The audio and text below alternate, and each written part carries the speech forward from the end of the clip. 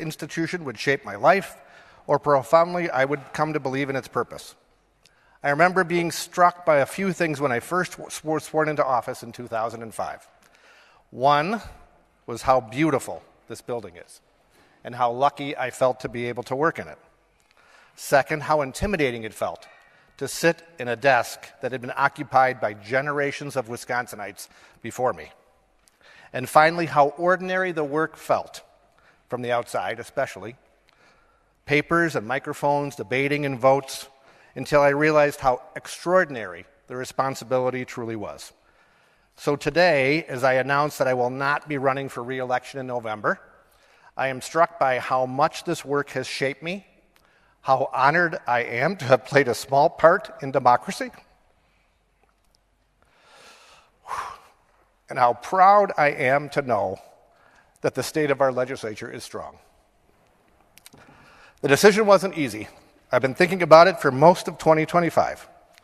But sometimes a sign pushes you in the right direction, and mine was in mid-November when I had a mild heart attack. Luckily, my doctors say I am perfectly fine, but I do need to reduce my stress. And let me tell you, this job is stressful. It was a sign from God that convinced me I needed to choose a different path. I have always believed that our republic, in order to remain healthy, the legislature must be the strongest branch of government. Not because it should dominate, but because it represents. When legislatures grow weak, the people's voice grows faint. When executives governed by unilateral fiat or action or courts are forced to resolve political questions, it's often because legislators fail to do their job.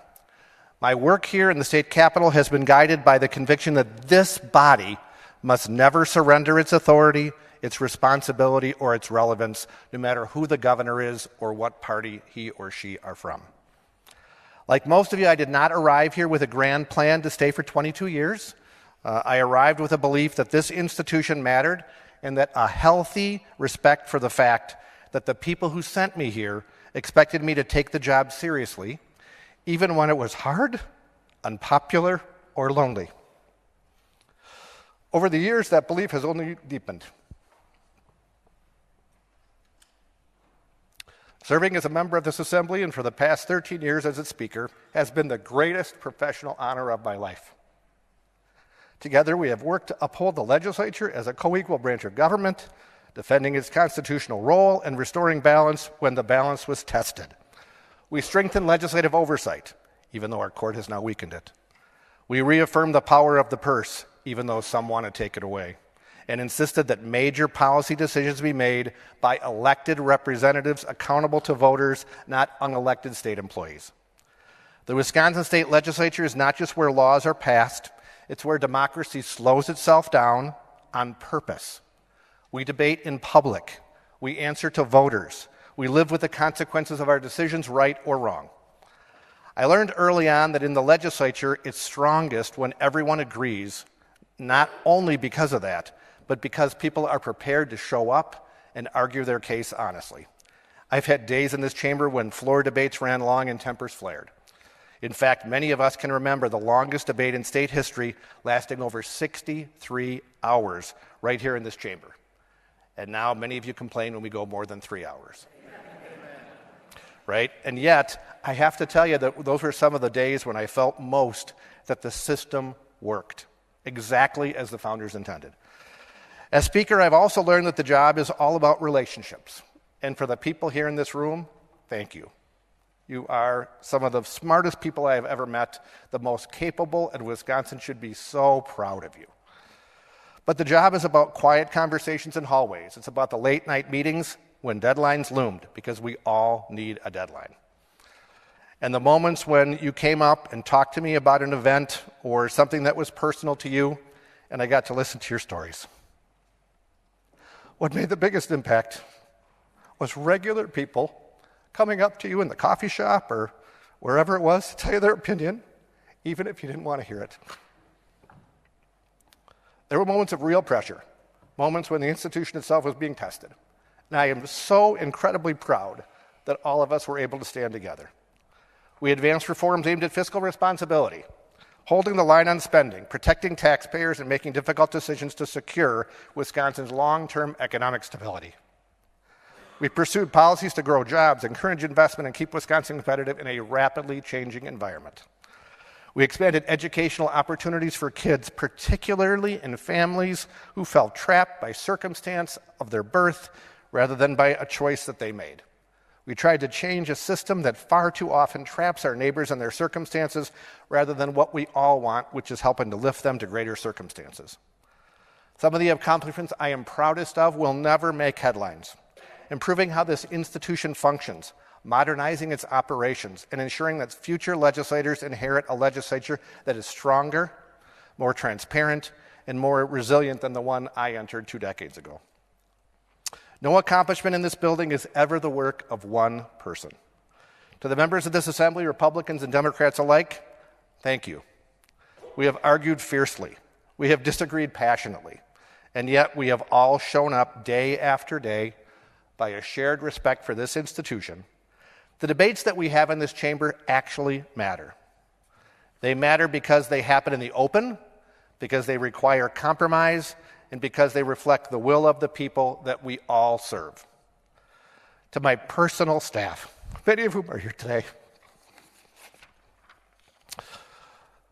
my very first staffer, and we're going to give people a round of applause, Mr. Speaker, even if you don't want to my very, who now works for the clerk's office, Janine,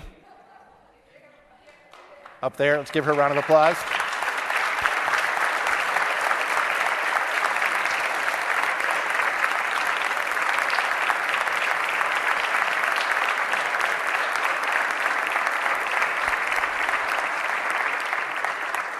Now, I know especially my Democratic friends like to stand up, but I'm going to introduce all these people and then we can stand up at the end, if that's okay.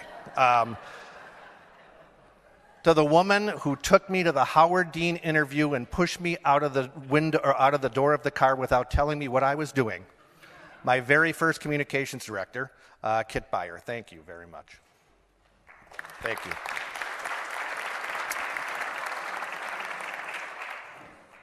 I'm going to run down it because I'm going to start crying, so I can't do it. So, Lizzie and Abby and Zach and Mariah and Jake and Kate and Tyler and Mac and Tyler Ellison, the other Tyler, and Luke Wolf, who are all here today.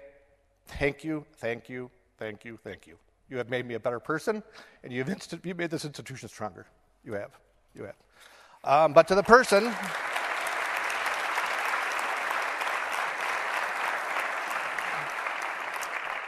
But to the person who I am closest to, with the exception of someone I'm related to, the woman who really runs everything. I mean, I always tell people I get to be the pretty face, but she's the one who's prettier and the harder worker. We all know how this institution works. It's the people behind the scenes who don't get enough credit, who do all the work, who are here at night when we leave to the bar. They know everything that works. Jenny, I could not have done it without you. Thank you very much.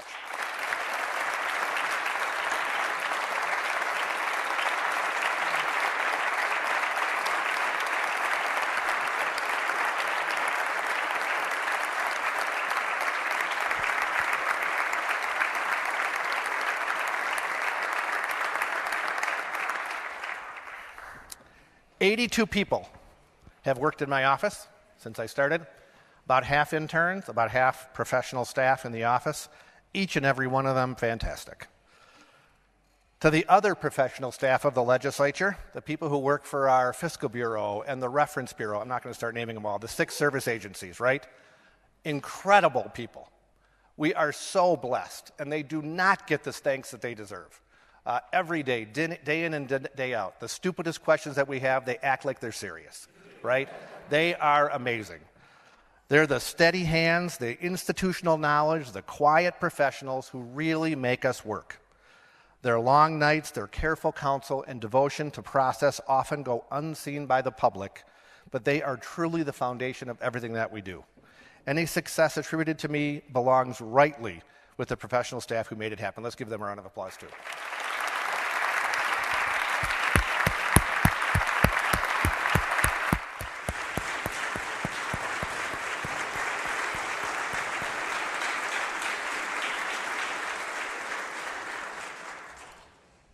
constituents in the 63rd District, and now because of the Evers gerrymander, the 33rd Assembly District, thank you for placing your trust in me.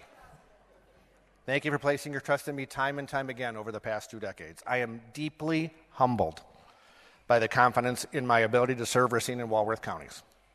To my friends and neighbors who stood with me from the very beginning and every step since, no matter if my recall or whatever, your faith has been something that means more to me than I can say. To my friends from around the country who I know might be watching, that I've gotten to know through wonderful organizations like NCSL and SLLF, thank you for being mentors to me and an incredible sounding board. Cliff, Andre, Kurt, Al, Tim, Stacy, Eric, Steve, Linda, Pete, and so many others. You know who you are, and you know what you did for me. Thank you for helping me to make my work as a leader more meaningful and for your friendship even deeper. To my leadership team and my caucus colleagues, thank you for your trust. Thank you for your candor and your willingness to carry responsibility when it is heavy. Leadership is never about authority alone, it's about accountability. And I was fortunate to share that burden with people of integrity. The people of Wisconsin, as I said earlier, are so lucky to have you serving in your roles, and I have confidence in the future that you'll keep doing it. And finally, to my family, thank you for the sacrifices you made so that I could serve the public. Public service demands time, it demands patience, and it demands understanding from those that we love the most. Your support made it all possible.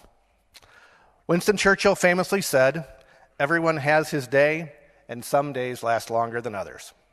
My time has lasted quite a while, but my service in this chamber will end when the new class of freshmen are sworn in. I've been so honored to serve with all of you in this chamber, and I will miss many of you, but not all of you. But to those of you who I will miss, and actually all of you, I appreciate your service. As I step away from this chamber, my hope is super simple, that those who follow will remember that the legislature is not meant to be convenient or fast or easy. It is meant to be deliberative. It's meant to be independent, and it's meant to be strong. If this institution remains strong, Wisconsin will remain strong.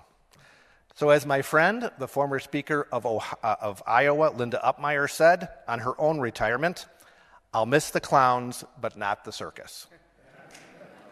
And I thought about that, and it's certainly fitting. Thank you all for your service. Thank you for the honor you've given me. May God bless Wisconsin, and let's end with a great session day, hopefully in the reasonable hours of the night. Thank you very much.